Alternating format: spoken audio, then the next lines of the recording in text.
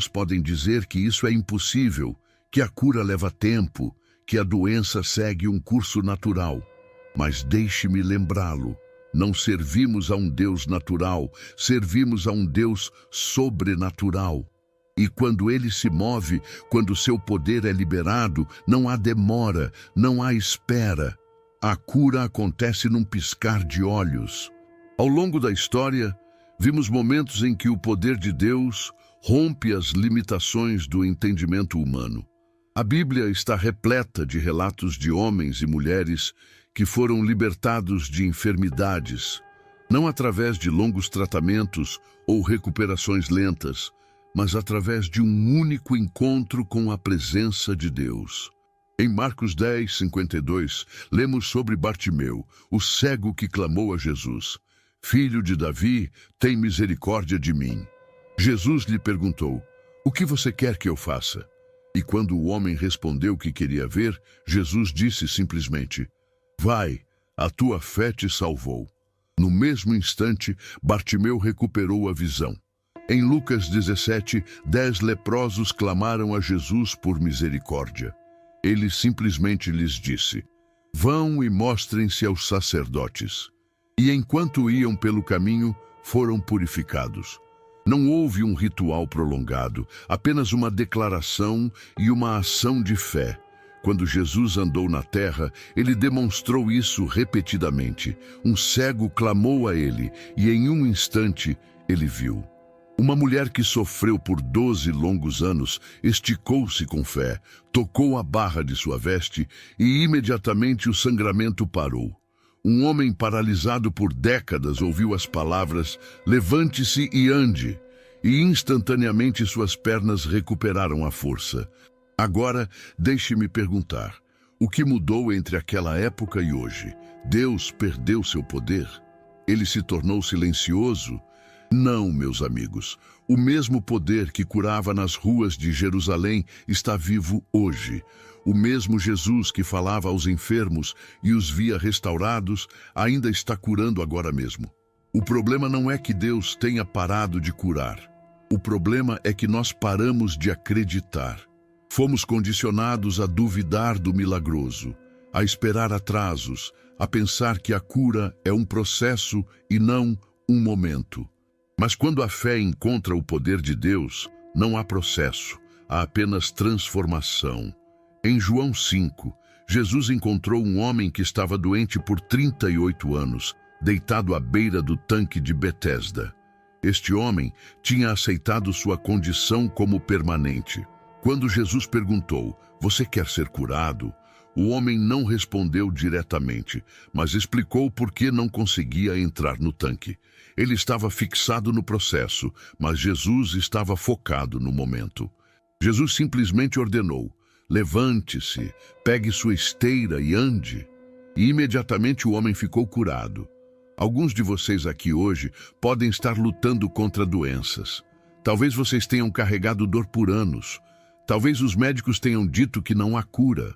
Mas quero que você ouça. Existe um nome que é maior que o câncer. Existe um nome que é mais forte que a doença cardíaca. Existe um nome que detém mais poder que qualquer diagnóstico. E esse nome é Jesus.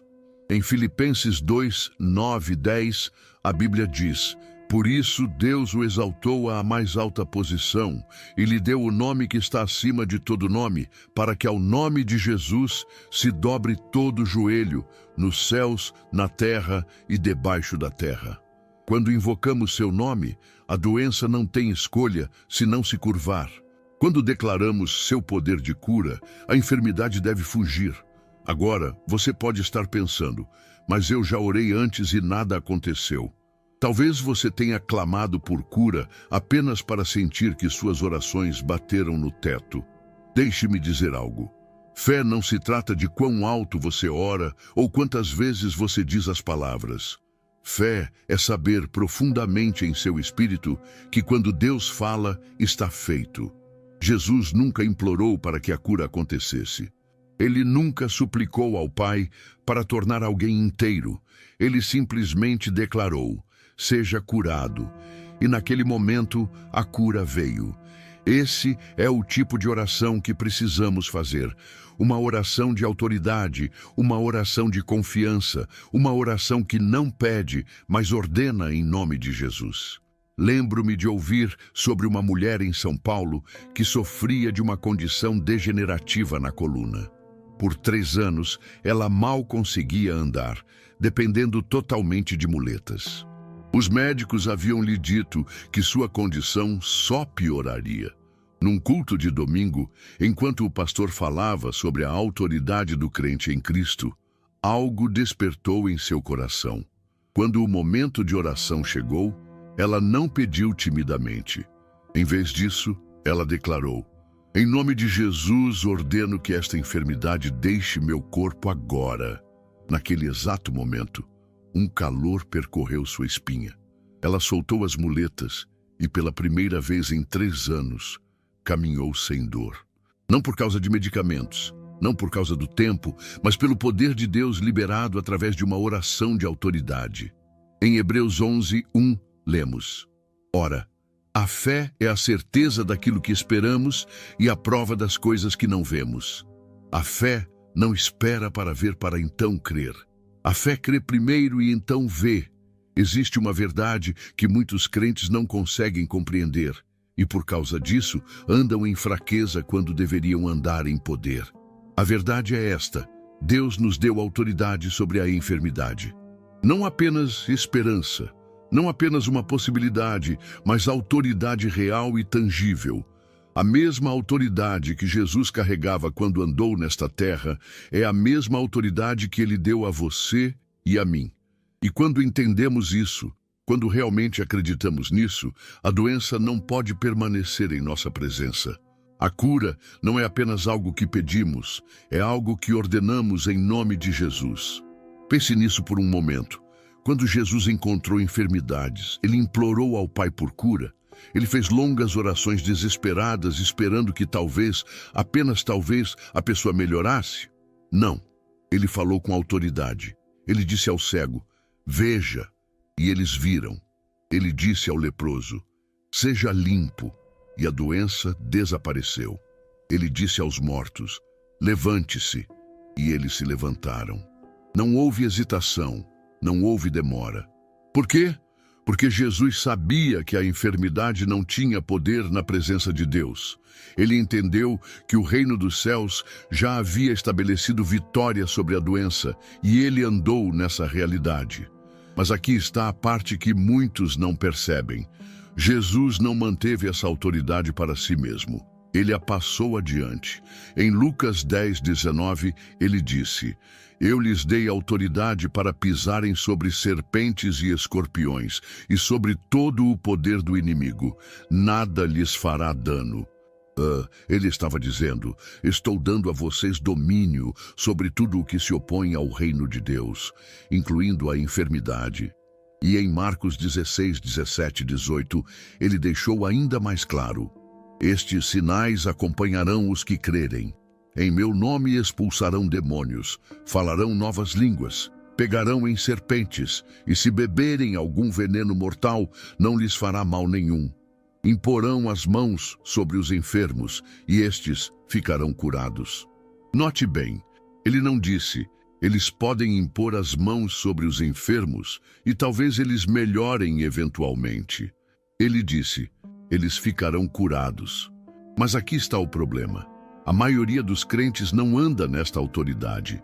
Eles oram por cura como se estivessem pedindo algo incerto, como se esperassem que talvez, se Deus estiver de bom humor, Ele possa responder. Mas não foi assim que Jesus nos ensinou a orar. Ele não disse para pedir à enfermidade, com educação, se ela consideraria ir embora. Ele disse para falar à montanha, e ela se moverá. Fale, declare, ordene, porque quando falamos em nome de Jesus, não estamos falando em nosso próprio poder, estamos falando no dele. Há um momento no livro de Atos que mostra isso perfeitamente. Pedro e João estavam indo ao templo quando viram um homem que havia sido aleijado desde o nascimento. Ele estava mendigando, procurando algum pequeno alívio em seu sofrimento. Mas Pedro olhou para ele e disse: Não tenho prata nem ouro, mas o que tenho, isso lhe dou. Em nome de Jesus Cristo, o Nazareno, ande. E a Bíblia diz que imediatamente seus pés e tornozelos receberam força. Ele não lutou para ficar de pé. Ele não esperou que a cura acontecesse gradualmente. Ele saltou de pé e começou a pular e louvar a Deus. Agora, deixe-me perguntar algo. Pedro parou para orar primeiro? Ele disse: Deixe-me verificar se é a vontade de Deus para que este homem seja curado. Não. Ele já sabia que era a vontade de Deus. Ele já sabia a autoridade que tinha em nome de Jesus. E porque ele agiu em fé, o homem foi curado em segundos. Essa mesma autoridade foi dada a nós. E ainda assim, com muita frequência, hesitamos, duvidamos. Permitimos que o medo e a dúvida se infiltrem e damos à enfermidade mais poder do que ela realmente tem. Mas hoje isso muda. Hoje você começará a andar na autoridade que lhe foi dada através de Jesus Cristo. Alguns de vocês estão aqui hoje e têm vivido sob o peso da enfermidade, sob as mentiras do inimigo que dizem que a cura está fora de alcance. Mas estou aqui para dizer que a enfermidade não tem o direito de permanecer em seu corpo. É um intruso, é uma força ilegal tentando ocupar um lugar onde o poder de Deus deve reinar. E quando você fala com a autoridade de Jesus, essa enfermidade não tem escolha se não partir. Não amanhã, não na próxima semana, mas agora mesmo. A autoridade já é sua, mas a autoridade deve ser exercida. Você não pode sentar e esperar que a cura aconteça por conta própria. Você deve se levantar em fé e declarar a palavra de Deus sobre sua vida. Você deve ordenar à enfermidade que saia, assim como Jesus fez, assim como Pedro fez, assim como todo crente foi capacitado a fazer. Porque quando você entende quem você é em Cristo, quando você anda no poder que Ele lhe deu, a cura não é uma questão, é uma certeza. Então eu lhe pergunto, você reivindicará essa autoridade hoje? Você falará à enfermidade em seu corpo e ordenará que ela saia em nome de Jesus? Porque se você fizer isso, a cura não é apenas possível, ela é inevitável. A cura não é um mistério, não é um evento raro reservado para poucos escolhidos. É uma promessa, uma realidade, um presente que já nos foi dado através de Jesus Cristo. O versículo de Salmos 107:20 nos diz: Enviou a sua palavra e os sarou e os livrou da destruição. A palavra de Deus tem poder curativo. Quando você a declara com autoridade, ela não volta vazia. Lembro-me de um jovem em Recife que sofria de epilepsia severa desde a infância. Seus pais haviam consultado os melhores neurologistas, tentado todos os medicamentos disponíveis, mas os ataques continuavam, às vezes ocorrendo várias vezes por dia. Durante um retiro de jovens, o pastor falou sobre a autoridade do nome de Jesus. Inspirado, este jovem se levantou no meio da congregação e declarou: Em nome de Jesus, eu não sou mais um epiléptico, sou curado pelo sangue de Cristo.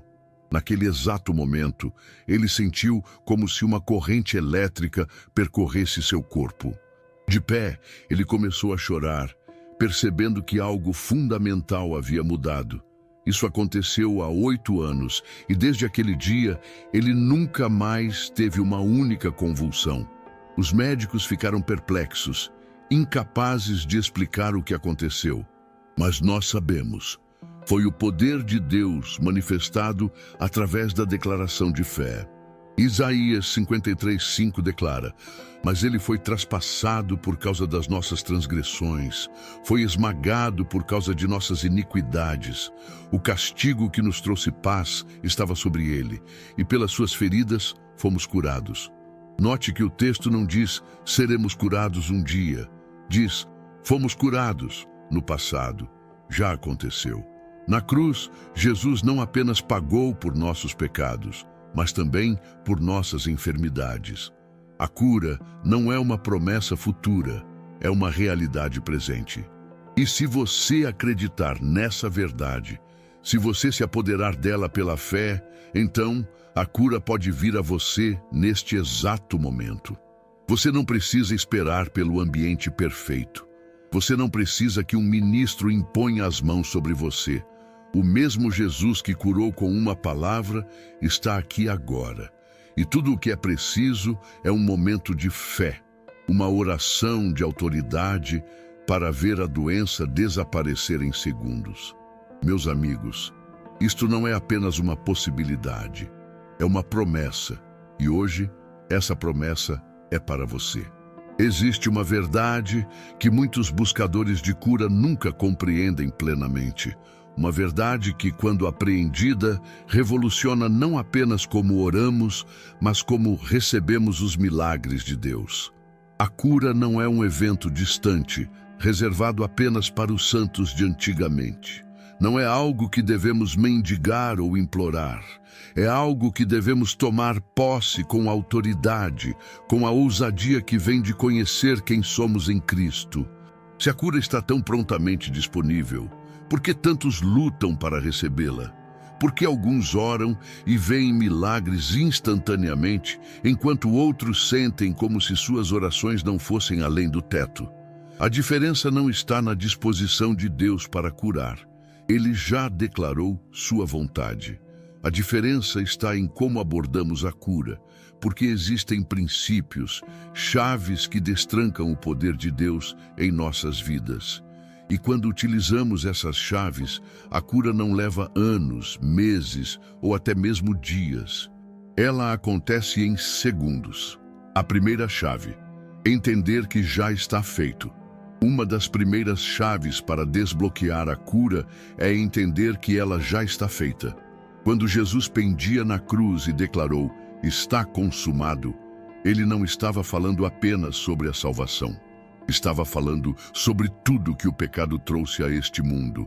Enfermidade, doença, dor. Ele carregou tudo. No Salmo 103, 2, 3, Davi exclama: "Bendiga o Senhor, ó minha alma, e não se esqueça de nenhuma de suas bênçãos. É Ele quem perdoa todos os seus pecados e cura todas as suas doenças." Note bem, o mesmo Deus que perdoa também cura. E assim, como não questionamos a capacidade ou a vontade de Deus de perdoar, também não devemos questionar sua capacidade ou vontade de curar. No livro de Isaías 53, 4, 5, o profeta declara: "Certamente ele tomou sobre si as nossas enfermidades e sobre si levou as nossas doenças, e pelas suas feridas fomos curados." Este texto não está falando de uma cura espiritual abstrata. Está falando de enfermidades físicas, de dores tangíveis que Jesus carregou em seu próprio corpo na cruz. O apóstolo Pedro, escrevendo muito depois da crucificação, cita esta passagem e diz: "Por suas feridas vocês foram curados." 1 Pedro 2, 24. Note o tempo verbal. Foram curados. Não serão curados um dia. Não podem ser curados se Deus quiser. Mas foram curados. Já aconteceu. Isso significa que a cura não é algo que estamos esperando que Deus faça. Ele já fez. Nosso trabalho não é implorar por isso, mas recebê-lo. Pense nisso como um presente. Se alguém lhe entrega um presente, você não precisa trabalhar por ele, não precisa merecê-lo, nem mesmo precisa se perguntar se ele pertence a você. Tudo o que você precisa fazer é estender a mão e pegá-lo. Mas o que acontece se você se recusa a pegar? Isso significa que o presente não existe? Não. Significa simplesmente que você não reivindicou o que já é seu. A cura funciona da mesma maneira. Deus já a providenciou, mas precisamos tomá-la pela fé. Conheço um homem em Curitiba que sofria de uma doença autoimune devastadora. Por anos, ele ia de médico em médico, tentando tratamentos cada vez mais agressivos, apenas para ver sua condição piorar. Um dia, ele ouviu uma mensagem sobre Isaías 53 e como Jesus já havia carregado nossas enfermidades. Pela primeira vez, Ele entendeu que não estava esperando que Deus o curasse no futuro. A cura já havia sido comprada na cruz. Naquele momento, algo mudou em seu coração. Ele parou de pedir por cura e começou a agradecer a Deus pela cura que já lhe pertencia em Cristo. Em questão de dias, os sintomas começaram a retroceder e em 3 semanas, para o espanto de seus médicos, não havia nenhum sinal da doença em seu corpo. O que mudou? Não foi a vontade de Deus. Ela sempre foi que ele fosse curado. Foi a compreensão do homem.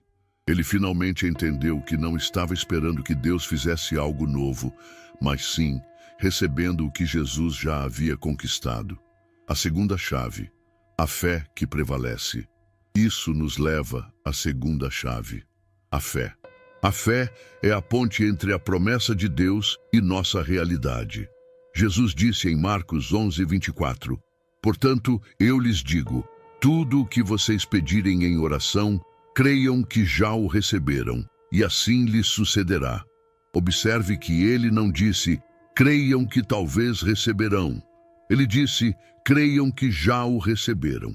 Isso significa que no momento em que você ora, deve crer que está feito, mesmo antes de ver a evidência. É aqui que tantas pessoas perdem a oportunidade. Elas oram por cura, mas esperam se sentir melhor antes de acreditar que estão curadas. Esperam que os sintomas desapareçam antes de agradecer a Deus, mas a fé não espera por provas. A fé é a prova. Hebreus 11:1 nos diz, ora, a fé é a certeza daquilo que esperamos e a prova das coisas que não vemos. A fé não é esperança. Esperança diz, um dia Deus me curará. Fé diz, pela autoridade das feridas de Jesus, estou curado agora. A fé olha para o invisível e o declara como realidade. É como Abraão, de quem a Bíblia diz, chamou à existência as coisas que não existem como se existissem. Romanos 4:17. Ele não negou a realidade dos fatos. Seu corpo estava velho, Sara era estéril, mas ele se recusou a deixar os fatos terem a última palavra. Ele olhou além deles para a promessa de Deus. Muitos de nós fazemos o oposto. Focamos nos sintomas, no diagnóstico, na dor, e deixamos esses fatos ofuscar a promessa de Deus. Mas a fé olha além do natural para o sobrenatural. Ela não nega a existência da montanha. Ela ordena que a montanha se mova. Quando Jesus disse aos 10 leprosos para irem mostrar-se aos sacerdotes, a Bíblia diz que, enquanto iam, ficaram purificados. Lucas 17:14. Não antes, não depois que viram resultados. Enquanto agiram em fé, a cura foi ativada. Então deixe-me perguntar, você está esperando que a cura venha ou está andando na crença de que ela já é sua? Porque a fé não diz, eu serei curado um dia. A fé diz, eu estou curado agora. E quando a fé fala, o poder de Deus se move. Conheço uma mulher de Salvador que foi diagnosticada com um tumor cerebral. Os médicos disseram que era inoperável, que ela teria, no máximo, 6 meses de vida.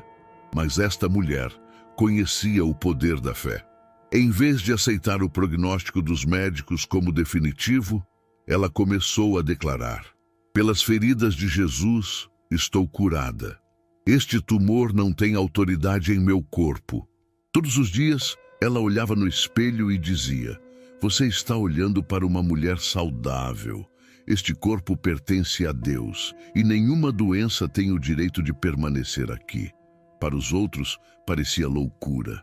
Alguns até sugeriram que ela estava em negação, mas ela estava apenas praticando a fé bíblica, chamando à existência as coisas que não existem como se existissem. 3 meses depois, quando voltou para mais exames, os médicos ficaram atônitos. O tumor tinha simplesmente desaparecido. Não diminuído, não entrado em remissão, desaparecido. O médico, um homem que não era religioso, disse a ela, não posso explicar isto. Pela ciência, você deveria estar piorando, não melhorando. O que você fez? Ela simplesmente respondeu: eu aceitei a cura que Jesus já me deu.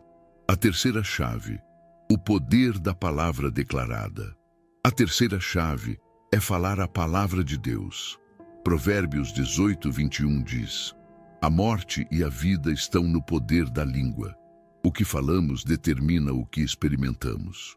Muitas pessoas cancelam suas próprias orações pelas palavras que falam.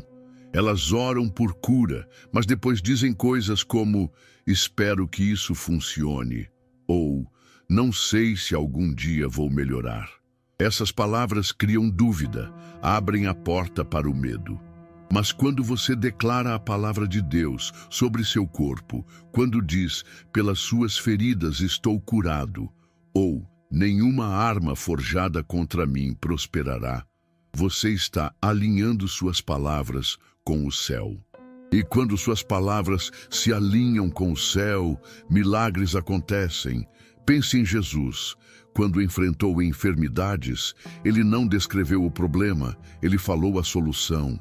Quando estava diante de um homem morto, ele não falou sobre a morte, ele ordenou vida. Quando viu tempestades rugindo, ele não reclamou do vento, ele disse: acalme-se, fique tranquilo. Se Jesus precisava falar, quanto mais nós. Não falamos o que sentimos, falamos o que Deus disse. E quando fazemos isso, a enfermidade não tem escolha senão partir. No livro de Josué, Deus dá uma instrução notável: não se aparte da sua boca o livro desta lei. Antes, medite nele dia e noite, para que você cumpra tudo o que nele está escrito. Só então você prosperará e terá bom êxito. Josué 1:8. Observe a conexão. O que você fala, o que você medita, determina seu sucesso. Isso não é pensamento positivo ou algum tipo de lei do universo. É a lei espiritual estabelecida por Deus.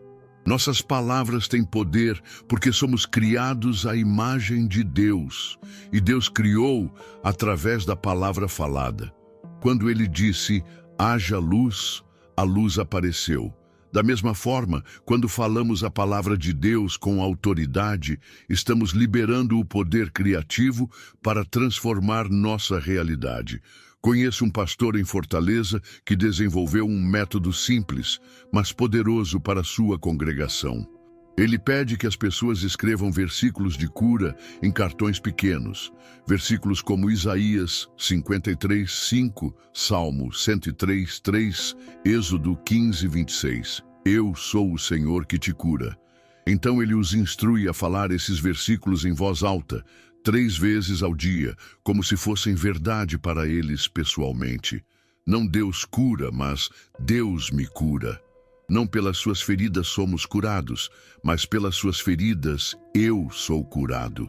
Os resultados foram extraordinários. Pessoas que sofriam de doenças crônicas por décadas começaram a experimentar alívio. Condições que os médicos tinham declarado permanentes começaram a desaparecer.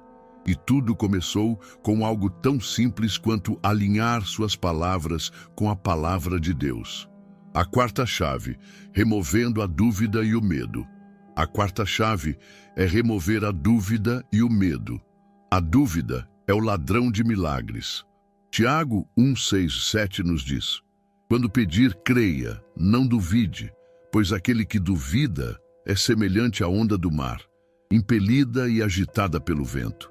Tal pessoa não pense que receberá coisa alguma do Senhor. Esta é uma declaração forte, mas é a verdade.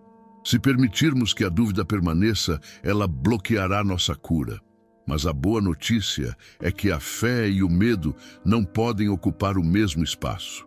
No momento em que você decide confiar plenamente em Deus, a dúvida perde seu poder. No momento em que você substitui o medo pela fé, a cura flui livremente. A Bíblia diz em 1 João 4,18: no amor não há medo. Pelo contrário, o perfeito amor expulsa o medo, porque o medo supõe castigo, e quem tem medo não está aperfeiçoado no amor. Quando entendemos o amor perfeito de Deus por nós, o medo não pode permanecer. Muitas vezes, o que alimenta o medo e a dúvida é uma visão distorcida de Deus. Vemos Deus como um juiz distante, difícil de agradar, relutante em nos abençoar. Mas essa não é a imagem que Jesus nos deu.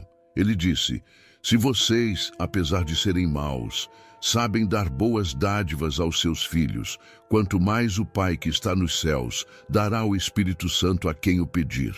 Lucas 11:13. Deus não está relutante em curar. Ele não está segurando a cura, querendo ver quanto tempo podemos suportar a dor. Ele é um Pai amoroso que já providenciou tudo o que precisamos através de Jesus. Em Mateus 8, um leproso veio a Jesus e disse: Senhor, se quiseres, podes purificar-me. Note que ele não questionou o poder de Jesus. Tu podes. O que ele questionou foi a vontade de Jesus. Se quiseres. A resposta de Jesus é reveladora. Quero, seja purificado. Imediatamente ele foi curado. A vontade de Deus não é um mistério. Jesus é a perfeita expressão da vontade de Deus. E o que Jesus fez? Ele curou a todos que vieram a ele. Mateus 4:23 diz: Jesus percorria toda a Galileia, ensinando nas sinagogas, pregando as boas novas do reino e curando todas as enfermidades e doenças entre o povo. Quando removemos a dúvida sobre a vontade de Deus, quando compreendemos que Ele quer que estejamos bem, a fé pode crescer sem obstáculos. Isso me lembra de uma jovem mãe em Manaus que tinha uma filha com uma condição rara que causava convulsões constantes. Ela orou, ela clamou, ela implorou a Deus por cura, mas a condição da menina só piorava.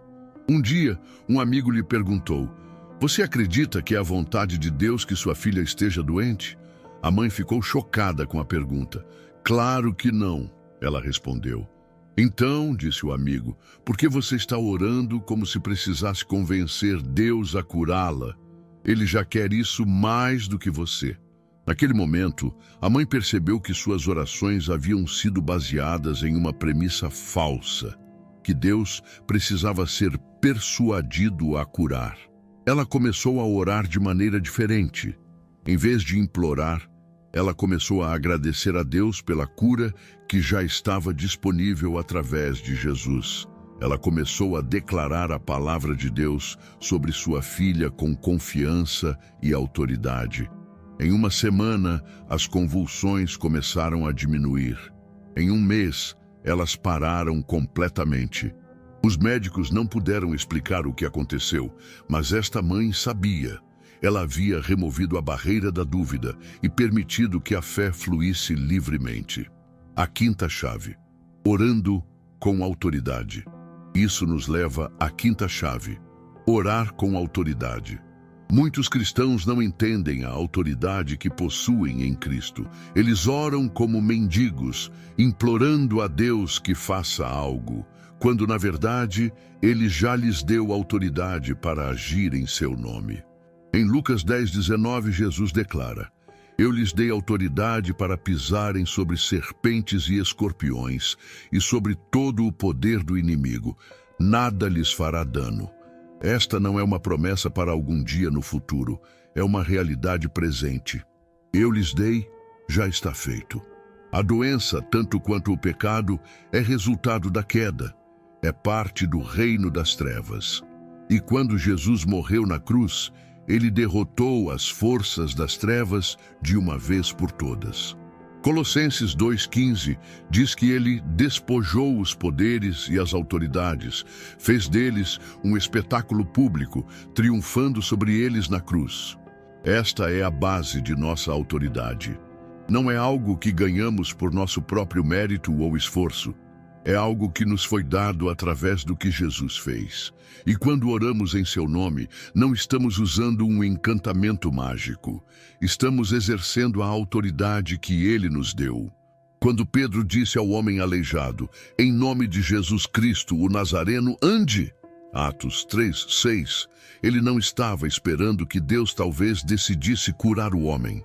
Ele estava liberando o poder e a autoridade que já lhe haviam sido dados em Cristo.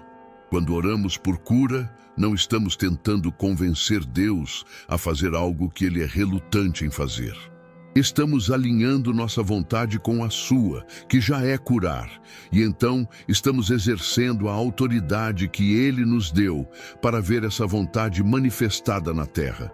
Em Marcos 11:23, Jesus diz: "Digo-lhes a verdade, se alguém disser a este monte, levante-se e atire-se no mar, e não duvidar em seu coração, mas crer que acontecerá o que diz, assim lhe será feito." Note que Jesus não diz para pedir a Deus para mover a montanha. Ele diz para falar diretamente à montanha. Da mesma forma, quando enfrentamos doença, não precisamos apenas pedir a Deus que a remova. Podemos falar diretamente à doença, em nome de Jesus, e ordenar que saia. Isso pode parecer ousado, até presunçoso para alguns, mas não é presunção quando estamos agindo sob a autoridade delegada. Um policial que ordena que um motorista pare não está sendo presunçoso, porque ele está agindo sob a autoridade que lhe foi dada. Da mesma forma, quando ordenamos que a doença saia em nome de Jesus, não estamos sendo presunçosos. Estamos simplesmente exercendo a autoridade que Cristo nos deu. Conheço um homem em Belo Horizonte que sofria de dores crônicas nas costas por mais de uma década. Ele havia tentado tudo, medicamentos, fisioterapia, até cirurgia, mas nada trouxe alívio duradouro. Um dia, ele estava lendo Marcos 11 e foi atingido pela instrução de Jesus para falar diretamente à montanha. Ele pensou: se devo falar diretamente à montanha, devo falar diretamente à minha dor. Então ele colocou a mão nas costas e disse: "Dor, em nome de Jesus Cristo, eu te ordeno que saia do meu corpo.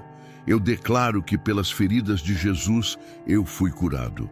Espinha, seja alinhada. Músculos, sejam relaxados."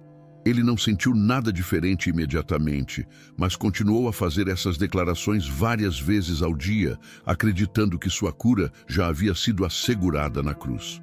Em menos de uma semana, a dor que o atormentara por 10 anos havia desaparecido completamente. E não era apenas um alívio temporário. Anos depois, ele permanece livre da dor. O que mudou? Ele finalmente entendeu a autoridade que tinha em Cristo e começou a exercê-la com fé. A sexta chave. Recebendo antes de ver, a sexta e última chave que quero compartilhar é esta: devemos receber antes de ver. Jesus disse algo notável em Marcos 11:24.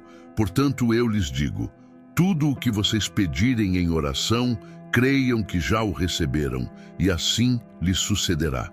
Note a ordem aqui. Primeiro cremos que recebemos, depois vemos acontecer. Não é ver para crer, é crer para ver. Isso vai contra tudo o que nos foi ensinado. Nossa mente racional diz: quando eu ver, então acreditarei. Mas o reino de Deus opera por uma lógica diferente. No reino de Deus, a fé precede a manifestação. Foi assim com Abraão.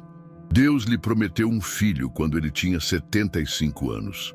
Ele teve que esperar 25 anos para ver esse filho. Mas durante todo esse tempo, ele se manteve firme na fé. Romanos 4:20-21 diz: Abraão não duvidou da promessa de Deus por incredulidade, mas foi fortalecido na fé, dando glória a Deus, estando plenamente convicto de que Deus tinha poder para cumprir o que prometera. Foi assim com os israelitas nas muralhas de Jericó. Deus lhes disse para marcharem ao redor da cidade por 7 dias, e no 7º dia as muralhas cairiam. Eles tiveram que acreditar na queda das muralhas antes de vê-las cair. E é assim com a cura. Devemos recebê-la pela fé antes de vê-la manifestada em nosso corpo. Isso não é negação da realidade. É reconhecer uma realidade mais elevada. É dizer: sim, os sintomas ainda estão aí, mas pela fé eu recebo a verdade de que pelas feridas de Jesus eu fui curado. É como plantar uma semente. Quando você coloca uma semente no solo, não vê imediatamente o fruto. Mas isso não significa que nada está acontecendo. Abaixo da superfície, a vida está brotando. Da mesma forma, quando recebemos a cura pela fé, o processo pode não ser imediatamente visível, mas isso não significa que nada está acontecendo. Aqui está a verdade extraordinária. No reino espiritual, sua cura já é uma realidade completa. Já está feito. Através da fé, você está simplesmente permitindo que essa realidade espiritual se manifeste no natural. Conheço uma mulher em Recife que foi diagnosticada com câncer de mama em estágio avançado. Os médicos haviam recomendado uma mastectomia, quimioterapia e radiação, mas mesmo assim o prognóstico não era bom. No dia em que recebeu o diagnóstico, ela foi à igreja, ajoelhou-se no altar e disse: Senhor, aceito a cura que Jesus já comprou para mim. Não sei como ou quando verei isso manifestado em meu corpo, mas pela fé recebo agora mesmo. Obrigada por já ter me curado. A partir daquele dia, ela começou a agir como se já estivesse curada. Ela agradeceu a Deus todas as manhãs pela sua cura. Ela falou sobre si mesma como curada, mesmo quando os sintomas persistiam. Alguns pensaram que ela estava em negação, mas ela não estava negando a realidade. Ela estava afirmando uma verdade superior. Quando chegou o dia de sua cirurgia, os médicos fizeram mais alguns exames para determinar a extensão exata do câncer. Para seu espanto, não conseguiram encontrar nenhum traço da doença. Perplexos, fizeram mais exames, pensando que talvez tivessem cometido um erro. Mas os resultados foram os mesmos. Onde antes havia um tumor maligno, agora havia apenas tecido saudável. O médico chamou isso de remissão espontânea, um termo que a medicina usa quando não consegue explicar por que uma doença desaparece. Mas esta mulher sabia o que havia acontecido. Ela havia recebido pela fé o que Jesus já havia providenciado, e seu corpo simplesmente se alinhou com essa realidade espiritual. Meus queridos irmãos e irmãs, estas são as chaves para a cura instantânea. Não são técnicas complicadas ou rituais místicos. São verdades simples e bíblicas que, quando compreendidas e aplicadas com fé, liberam o poder de Deus para transformar nosso corpo num instante. Entenda que a cura já está feita. Ande em fé, não pelo que vê, mas pelo que a palavra de Deus declara. Alinhe suas palavras com o céu, falando vida e saúde sobre seu corpo. Remova toda dúvida e medo, confiando no amor perfeito de Deus. Ore com a autoridade que Cristo lhe deu, não pedindo timidamente, mas declarando ousadamente. E receba sua cura pela fé, antes mesmo de ver qualquer mudança. Estas chaves não são para poucos escolhidos, são para cada filho de Deus. São para você, aqui e agora. E quando você as usar com fé, lembre-se, a cura não precisa levar meses, semanas ou dias. Ela pode acontecer em um instante, porque o poder de Deus não é limitado pelo tempo. E quando a fé encontra seu poder, milagres acontecem em segundos. Se há uma coisa que pode abalar a dúvida de uma pessoa e construir uma fé inabalável, é um testemunho. Um testemunho não é apenas uma história, é uma prova viva de que o que Deus fez antes, Ele fará novamente. Quando você ouve o que Deus fez, algo se agita dentro de você. Isso o lembra de que o mesmo Deus que operou milagres na Bíblia é o mesmo Deus operando milagres hoje. E se Ele fez por um, Ele pode fazer por você. Lembro-me de uma senhora em Florianópolis que havia sido diagnosticada com uma doença degenerativa que afetava seus pulmões. Os médicos haviam dito que ela precisaria de oxigênio pelo resto da vida. Sua capacidade pulmonar havia diminuído para apenas 30% do normal. A simples tarefa de caminhar do quarto até a cozinha a deixava ofegante e exausta. Uma noite, ela estava assistindo a um culto pela televisão, quando o pastor começou a falar sobre o poder da oração de autoridade. Ele citou Lucas 10:19, onde Jesus diz: Eis que vos dei poder para pisar serpentes e escorpiões, e sobre toda a força do inimigo, e nada vos fará dano algum. Algo acendeu dentro dela. Pela primeira vez, ela percebeu que não estava à mercê da doença. Ela desligou o oxigênio, colocou as mãos sobre os próprios pulmões e declarou: Em nome de Jesus Cristo, ordeno que estes pulmões sejam restaurados. Declaro que pela autoridade do nome de Jesus, esta doença não tem poder sobre o meu corpo. Pela fé, recebo pulmões novos, fortes e saudáveis e rejeito este diagnóstico. Ao pronunciar essas palavras, ela sentiu um calor percorrer seu peito. Era como se um fogo estivesse purificando cada célula de seus pulmões. No mesmo instante, ela inspirou profundamente, algo que não conseguia fazer há anos, e percebeu que podia respirar livremente. O oxigênio, que antes era sua ligação com a vida, agora parecia desnecessário. Seus familiares temiam que ela estivesse sendo imprudente, mas ela permaneceu firme em sua fé. Estou curada, ela afirmou. E estava mesmo. Quando retornou ao médico para exames, ele não podia acreditar no que via. Seus pulmões estavam funcionando a 95% da capacidade. Não havia sinal da doença, que, segundo a ciência médica, era irreversível. É um milagre, o médico disse, incapaz de oferecer qualquer outra explicação. E era mesmo. Não porque Deus fez uma exceção especial para ela, mas porque ela finalmente entendeu e aplicou a verdade das Escrituras. Em João 8:32, Jesus diz: E conhecereis a verdade, e a verdade vos libertará. Não foi apenas uma oração que curou aquela mulher. Foi o conhecimento da verdade, a verdade de que ela tinha autoridade sobre a doença, a verdade de que a cura já era dela em Cristo. Este é o poder do testemunho. Ele nos mostra que não estamos buscando algo teórico ou hipotético. Estamos vendo o poder real de Deus manifestado nas vidas reais das pessoas comuns ao nosso redor. Outra história extraordinária vem de uma pequena cidade no interior do Pará. Um homem de 47 anos sofria de uma condição cardíaca grave. Seu coração funcionava a apenas 25% da capacidade normal, e os médicos haviam lhe dado no máximo 1 ano de vida sem um transplante. A lista de espera para um novo coração era longa, e as chances de receber um órgão compatível a tempo eram mínimas. Este homem era um cristão fiel, mas como muitos de nós, ele acreditava que Deus curava apenas de acordo com sua vontade soberana e que às vezes sua resposta é não ou espere. Ele estava resignado à possibilidade de que talvez não fosse a vontade de Deus curá-lo.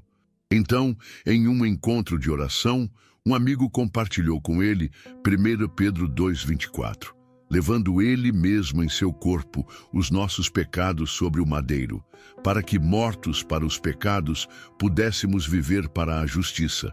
Por suas feridas fostes sarados. O amigo explicou que, assim como a salvação é um trabalho concluído, a cura também é. Não é algo que esperamos que Deus faça, é algo que Cristo já fez. Esta revelação atingiu o homem como um raio. Pela primeira vez, ele viu a cura não como algo que precisava convencer Deus a fazer, mas como algo que já lhe pertencia por direito através do sacrifício de Jesus. Isso transformou suas orações. Em vez de implorar, ele começou a agradecer. Em vez de pedir, ele começou a receber.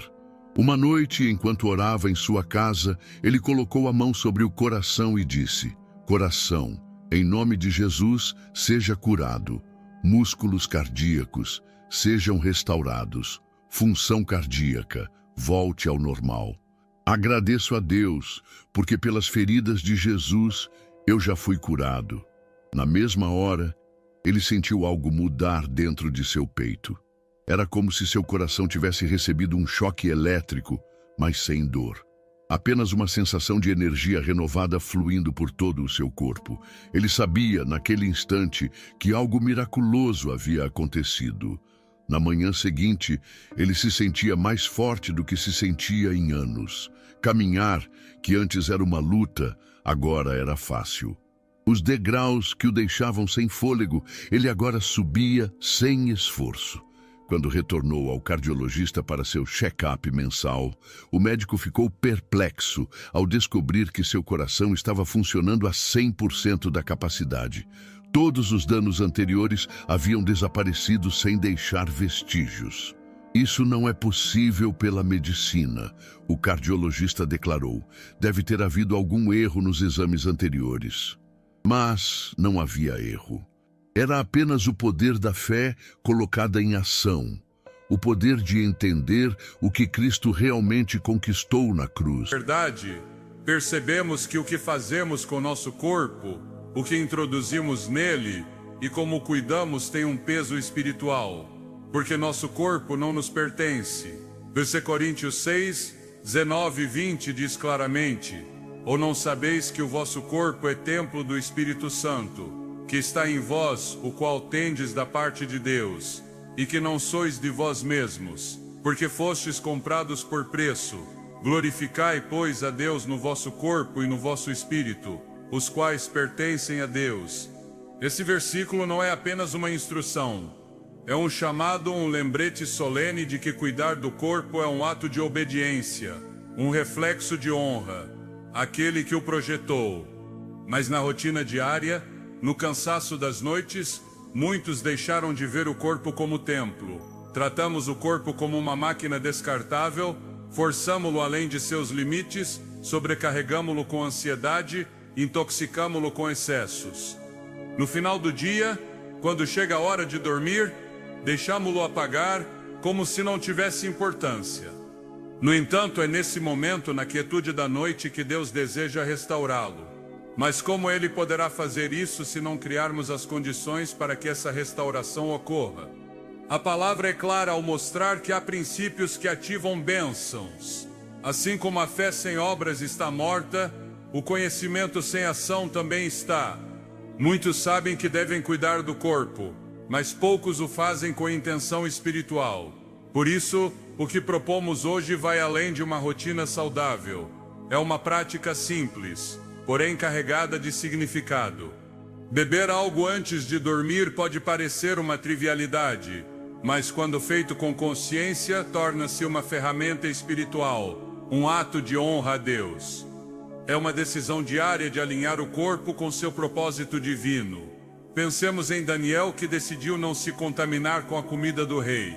Daniel 1:8 diz: e Daniel propôs em seu coração não se contaminar com a porção da comida do rei, nem com o vinho que ele bebia. Essa decisão não foi motivada por questões de dieta ou saúde moderna. Foi um ato espiritual, um reconhecimento de que seu corpo pertencia a Deus. O resultado foi visível. Em 10 dias, Daniel e seus companheiros pareciam mais saudáveis que os que comiam os manjares do palácio. Não porque a comida em si tivesse poder, mas porque a obediência ativou a bênção de Deus. Da mesma forma, o que você decide beber antes de dormir pode fazer a diferença entre um corpo que se desgasta e um que se restaura. Não falamos de uma bebida milagrosa, mas de uma ação consciente que se torna uma declaração espiritual. Algo tão simples como água morna com limão ou uma infusão natural com propriedades desintoxicantes pode ser um símbolo de limpeza, renovação e preparação para o descanso que Deus projetou como ferramenta de cura. Isso não é alheio ao design de Deus. A criação tem ciclos, o dia e a noite foram estabelecidos por Ele como partes complementares da ordem divina. Em Gênesis 1 lemos: e foi a tarde e a manhã um dia. A noite não é um vazio, é uma parte essencial do processo de vida. É na noite que o corpo se repara, as células se regeneram, os órgãos trabalham em silêncio e a alma, se disposta, pode ser tocada por Deus. Por isso, preparar o corpo antes de dormir não é apenas uma questão médica, mas um sinal de que você está disposto a colaborar com o plano divino de restauração. Ao longo da Bíblia, vemos o corpo tratado como um instrumento santo.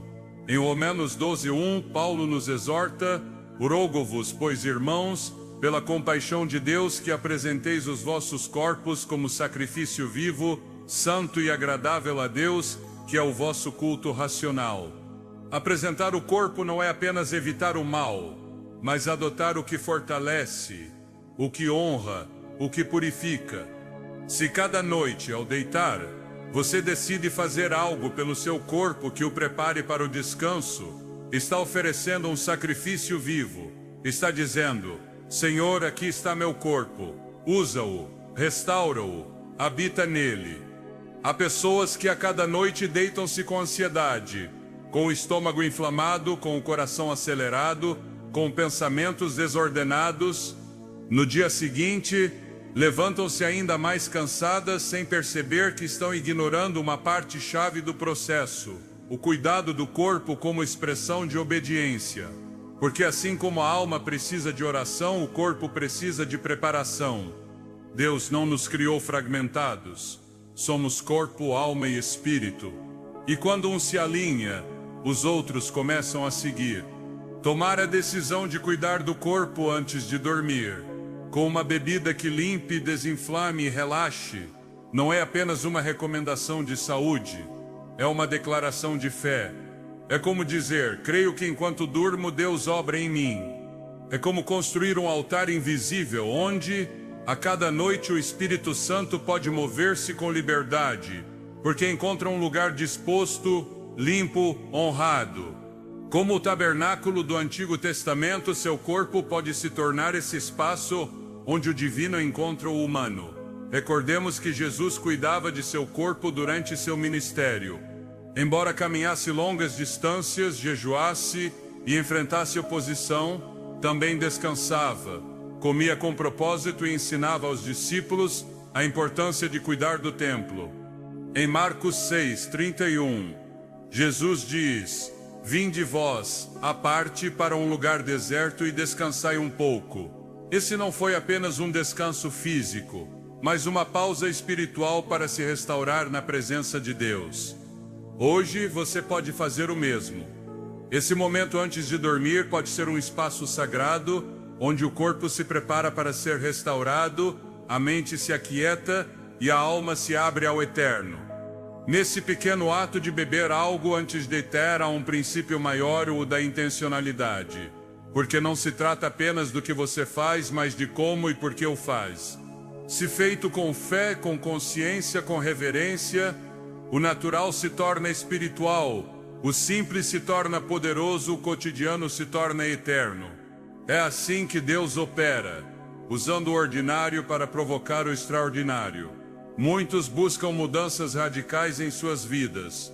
Desejam se sentir melhor, ter mais energia, menos ansiedade, mais paz. Mas continuam ignorando o essencial: o corpo também precisa ser incluído na vida espiritual. Não se pode separar a fé dos hábitos físicos. Não se pode dizer que confia em Deus e ao mesmo tempo abandonar o cuidado com o que Ele te deu. Jesus disse em Lucas 16:10, quem é fiel no pouco, também no muito é fiel. Ser fiel com o corpo, mesmo em algo pequeno como uma bebida antes de dormir, pode abrir portas para bênçãos maiores. Porque Deus honra aqueles que o honram. Se cada noite, ao tomar algo que limpa seu interior, você o faz com uma oração no coração, uma palavra nos lábios, um agradecimento na alma, está ativando um processo de transformação que vai além do físico. Você está entrando em uma nova dimensão de consciência espiritual, dizendo ao seu corpo: te preparo para ser instrumento de Deus. Está dizendo a Deus: estou pronto para que obres em mim, mesmo enquanto durmo. É aqui que começa a verdadeira transformação, não em dietas rígidas ou rotinas forçadas, mas em um entendimento profundo de que o corpo também faz parte do plano de Deus.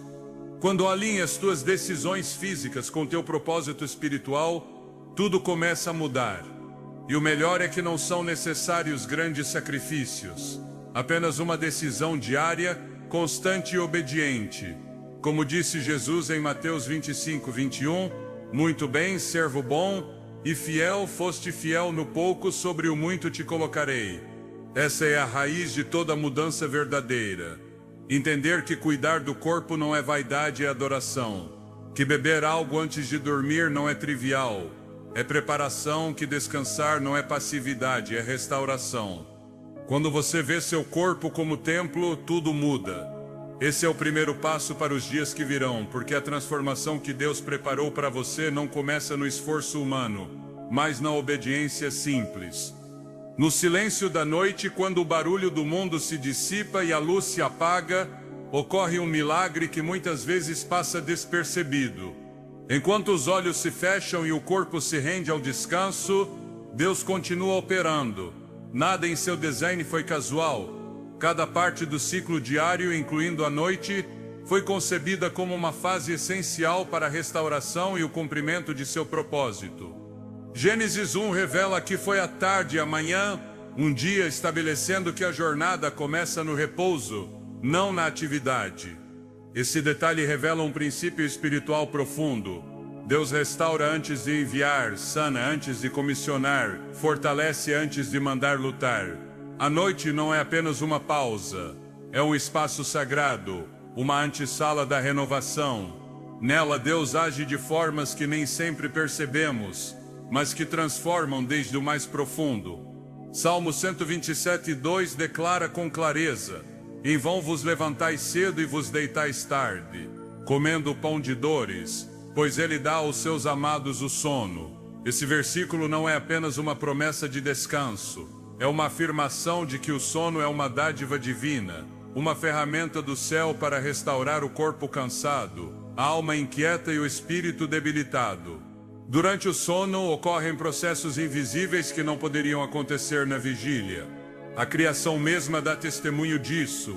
A terra repousa à noite, as águas se aquietam, os céus mostram sua majestade com as estrelas, e a vida entra em um ritmo de renovação.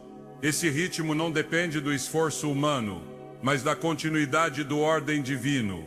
Assim como o semeador confia que a semente crescerá na terra durante a noite sem intervenção constante, o crente deve entender que enquanto dorme, Deus está ativo, regenerando células, sanando tecidos, restaurando emoções e preparando o espírito para um novo dia. Jó 33:15-16 abre uma porta para essa compreensão. Por sonhos em visão noturna, quando o sono cai sobre os homens, quando adormecem no leito, então ele revela ao ouvido dos homens e lhes cela o seu conselho.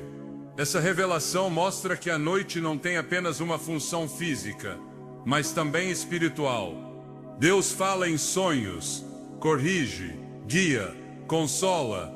A noite se torna um canal divino, um espaço onde a intervenção celestial se manifesta sem as distrações do dia. Estudos contemporâneos confirmam o que a palavra já declarava implicitamente: há ciclos internos de reparação que só se ativam no descanso profundo. O fígado desintoxica, a pele se regenera, o sistema imunológico se fortalece e o cérebro elimina resíduos tóxicos acumulados pelo pensamento constante. Tudo isso foi planejado por Deus, não é produto de uma evolução ao acaso, mas parte de uma engenharia divina que permite a cura enquanto o corpo permanece quieto. A conexão entre o sono e a restauração espiritual também se reflete na maneira como Jesus vivia. Ele, sendo filho de Deus, buscava momentos de retiro e descanso. Em Marcos 4:38 lemos: e ele estava na popa dormindo sobre um travesseiro. Esse ato não foi casual, foi uma demonstração de confiança plena no cuidado do Pai, uma lição viva de que a paz e o descanso não dependem das circunstâncias externas. Dormir com intenção não é o mesmo que deitar por exaustão. O crente que entende o poder espiritual da noite se prepara para ela com gratidão, humildade e expectativa de restauração. Assim como o sacerdote se lavava antes de entrar no lugar santo, o corpo deve se preparar antes de entrar nesse estado sagrado onde Deus opera sem que o homem perceba. Essa preparação pode incluir oração, leitura da palavra e, como proposto neste mensagem, uma bebida específica que atue como sinal de obediência, limpeza e disposição. Eclesiastes 5:12 afirma: doce é o sono do trabalhador, quer coma muito, quer coma pouco, mas a fartura do rico não o deixa dormir. Esse versículo revela que o descanso não depende da quantidade de posses ou conquistas, mas do estado do coração e da consciência. Dormir bem é fruto de uma vida alinhada com a ordem de Deus, de um corpo que não está sobrecarregado, de uma mente que não está saturada, de um espírito que se entrega com confiança ao cuidado do Criador. A escuridão que cobre a terra à noite não é símbolo de caos, mas de repouso. Deus criou a noite e disse que era boa. A ideia de que apenas a luz é bendita é errada. A noite também cumpre uma função divina. Nela, os sentidos físicos se apagam para que os sentidos espirituais se ativem, a voz do mundo se cala para que a voz do céu fale, o esforço humano para que a obra de Deus comece. É uma transição invisível, mas poderosa, onde o eterno toca o temporal sem barulho, sem espetáculo, sem necessidade de ser visto para ser real. O sono tem a capacidade de restaurar o que o dia desgasta. Essa é uma verdade que deve ser valorizada. Quem ignora esse princípio, acreditando que dormir é perda de tempo, está rejeitando um dos dons mais generosos de Deus. A restauração que ocorre na noite é tanto física quanto espiritual. É o momento em que Deus repara o que a atividade, o estresse ou a pressão do dia danificaram. É ali que se prepara o terreno para que o novo dia comece na plenitude, não no cansaço. Salmos 4:8 declara com confiança: em paz me deitarei e dormirei, porque só tu, Senhor, me fazes viver em segurança. Dormir com paz é dormir com fé, é declarar com cada respiração: confio que estás operando enquanto descanso. Essa atitude de entrega é em si um ato de adoração, é reconhecer que o controle não está nas mãos do homem, mas nas de Deus. O sono não é uma desconexão, mas uma rendição. Enquanto os olhos se fecham, o coração segue batendo em harmonia com o Criador. Por isso, preparar o corpo antes de dormir não é um detalhe menor, é uma ação que comunica reverência, ordem e fé. Beber algo que limpe o sistema digestivo, relaxe o corpo e favoreça o descanso pode ser parte dessa preparação. É um símbolo, uma expressão física de uma verdade espiritual. Assim como os israelitas colocavam sangue nos umbrais como sinal de proteção, hoje você pode estabelecer sinais visíveis que indiquem disposição para ser tocado por Deus na noite. Nada na criação está fora do alcance do propósito de Deus. Tudo que Ele projetou tem um tempo e uma função. O corpo humano foi feito para obedecer esse ritmo, e a noite foi dada para restaurá-lo. Ignorar esse design é opor-se ao fluir natural do Espírito, mas ao abraçá-lo abrem-se portas de renovação, revelação e cura. Porque Deus não dorme.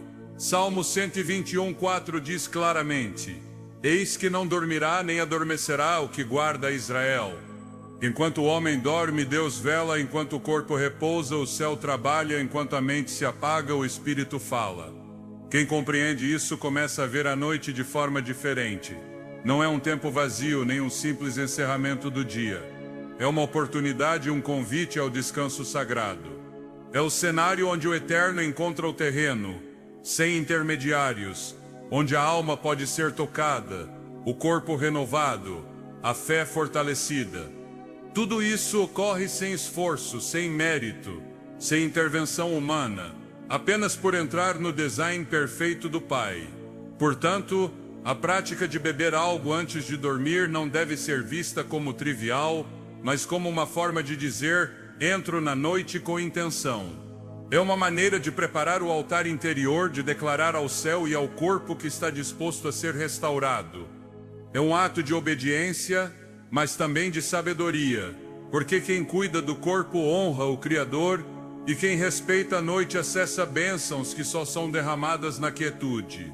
Na profundidade do sono, Deus trabalha no que o homem não pode controlar.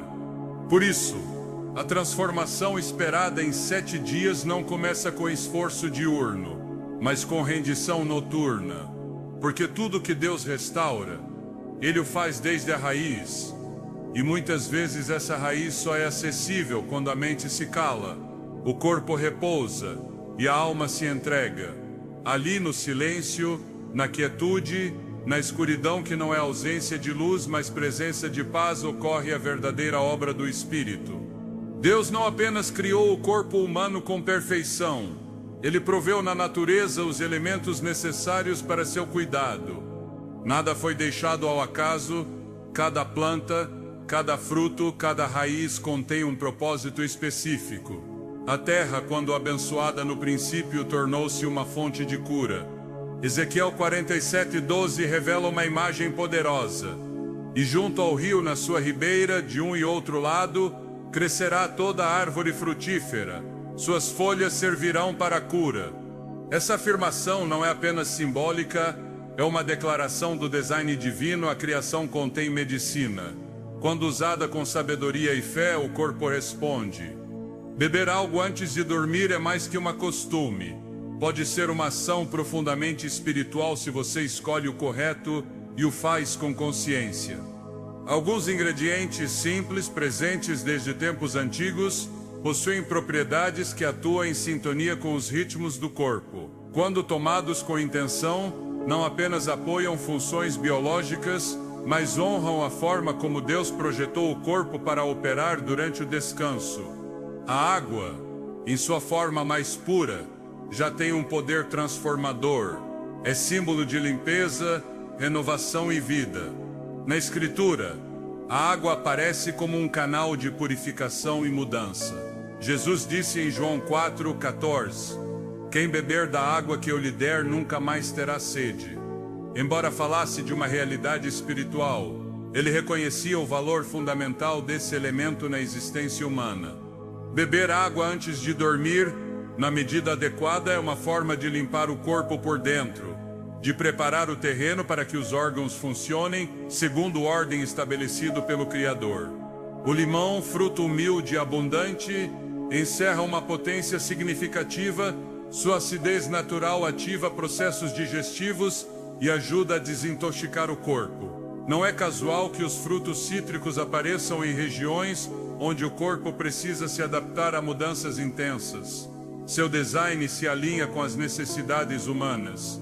O gengibre, por outro lado, é reconhecido desde a antiguidade como uma raiz de fogo, capaz de aquecer o interior, desinflamar e estimular o fluxo natural do organismo. Combinados em água quente ou morna, criam uma infusão que desperta processos adormecidos e prepara.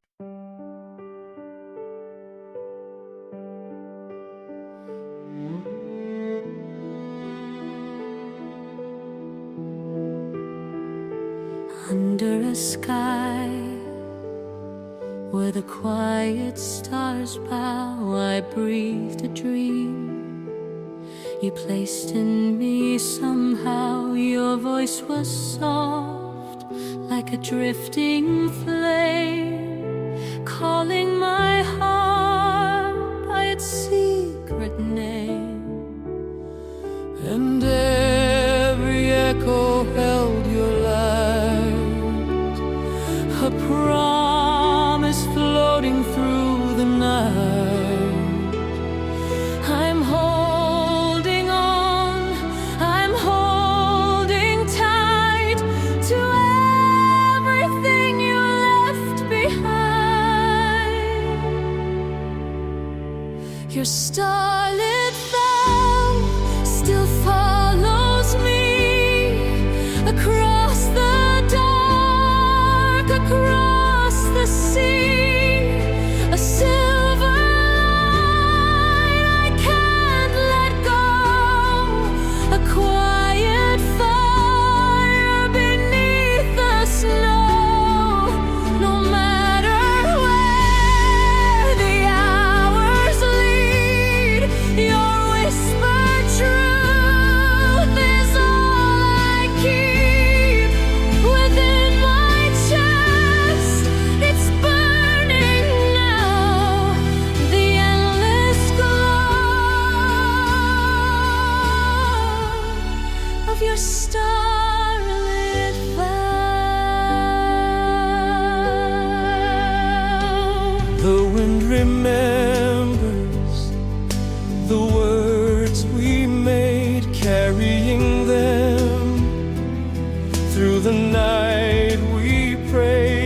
touch remains like a gentle mark, a lantern warm in the deepest dark.